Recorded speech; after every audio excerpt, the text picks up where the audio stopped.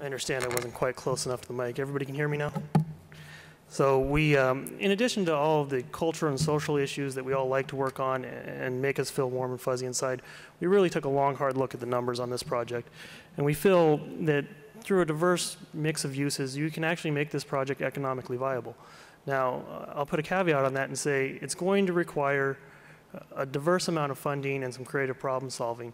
But we feel, if you take a look here at the diagram, that it's pretty much a no-brainer. The first floor of this structure will be used as retail. It was used as retail when it was originally designed. It makes sense to use it as retail now. That's the highest and best use.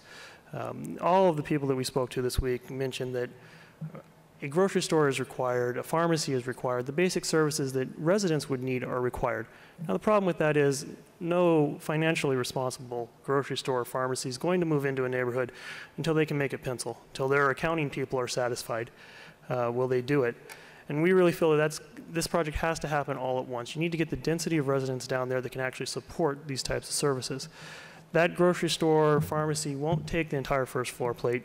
We imagine that the rest of that first floor plate will be a niche retail store, either a men and women's clothing store or something like a sporting goods store that will act as an auxiliary use for the residents. The basement area, we're going to split into two uses. One use will be for the back of house for the grocery store, the storage space, the space that doesn't make the grocery store quite as much money. However, the other half of the basement, we do intend to do 40 to 45 secure parking spaces to give a number of the residents that option to keep an automobile and feel secure about where they keep that automobile in downtown as it redevelops. We really do feel that the goal is to get these people out of the car and walking through the district, patronizing the businesses. But the reality of the situation is if you live in Baton Rouge, you're most likely going to own a car, even if it's just for trips on the weekend to go out and see the rest of your family that decided to stay in the suburbs. We looked at the second floor plate of this building and had a really difficult time trying to make it work as residential. So we threw that idea out the window and said, well, what else can we use in this building? Somebody put forth the idea of office space, which makes a lot of logical sense, except when you take into account that the majority of downtown has an abundance of office space that's sitting empty right now, and it's certainly not our goal to rehabilitate a building and have it sit empty. So the idea came up that this second floor space would act as an educational / community space, which would either house a charter school, part of a charter school, and or a daycare center. There's a lot of need for the workers of the area to have somewhere to care for their children while they're at work. And the nice thing about that is the third floor, where this building steps back, we could actually use that second floor roof for a playground structure. So the students and or children could be secure at all times, but still be able to get outside. You certainly don't want to lock them up inside all day. Then the third through eighth floors we look at as a diverse mix of retail or residential space rather. And that residential space is comprised of a mixture of units all the way from studio units to 2-bedroom units targeted at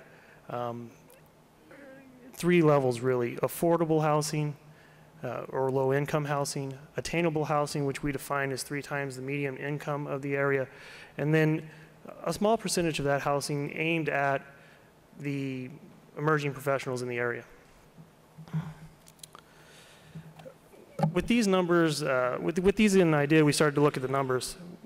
We see the project costing approximately $26.5 million total. This includes approximately $18.5 million to rehabilitate the building, and then $8 million in soft costs that the developer will have to absorb.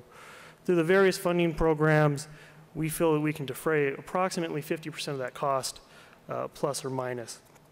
With that taken into account and some maybe cautiously optimistic numbers of $14 to $18 a square foot annually for rent on the retail space, $15 a square foot of rent on the second floor space, and then a variety of rents, the attainable rents being, or the affordable rents rather, being 56 cents a square foot for the residential units and $1.35 a square foot for the rest of the residential at an 80-20 split.